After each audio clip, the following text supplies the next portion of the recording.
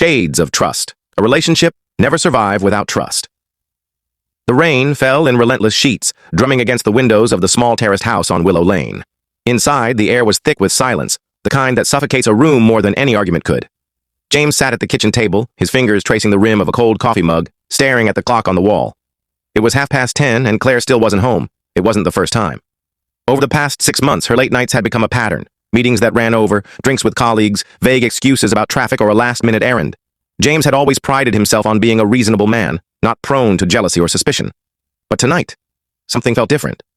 The weight of her absence pressed harder, and the gnawing doubt in his chest refused to be ignored. James and Claire had been married for 7 years, together for 10. They'd met at a bookshop in Oxford, both reaching for the same worn copy of Wuthering Heights. Their hands brushed, and in that fleeting moment, something sparked. She was a junior editor at a publishing house, sharp-witted and ambitious, with hazel eyes that seemed to hold 1,000 stories. He was a history teacher, steady and introspective, content with a quiet life of books and routine. Their differences had once been their strength, a balance of fire and calm.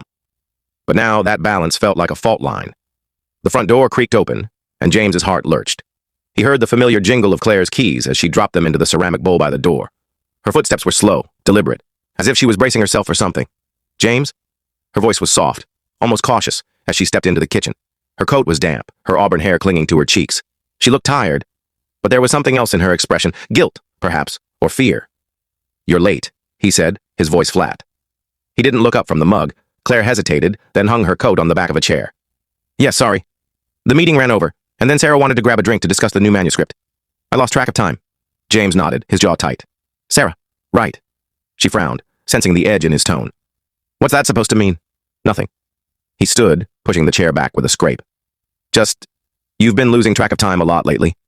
Claire's eyes narrowed, but she didn't respond immediately. She crossed her arms, leaning against the counter. "If you've got something to say, James, just say it." He wanted to. 19 years had passed since James and Claire stood on that rain-soaked street in Oxford, promising to love and cherish each other through every storm. But promises, like trust, could erode under the weight of secrets. James had always believed in Claire, her laughter, her passion, her unwavering commitment to their life together. But now, as he stood in their kitchen, the cracks in that belief were impossible to ignore. He took a deep breath, his hands trembling slightly. "Who's David?" Claire's face paled, her lips parting as if to speak. But no words came. The name had come up by accident. A notification on her phone glimpsed when she'd left it on the counter one evening. David, 7:30 at the Crown. James hadn't meant to snoop, but the message had burned itself into his mind, and the late nights that followed only deepened his suspicion. "James, it's not what you think," she said finally, her voice barely above a whisper. "Then tell me what it is," he said. For complete story, follow the given link below. Please like and subscribe.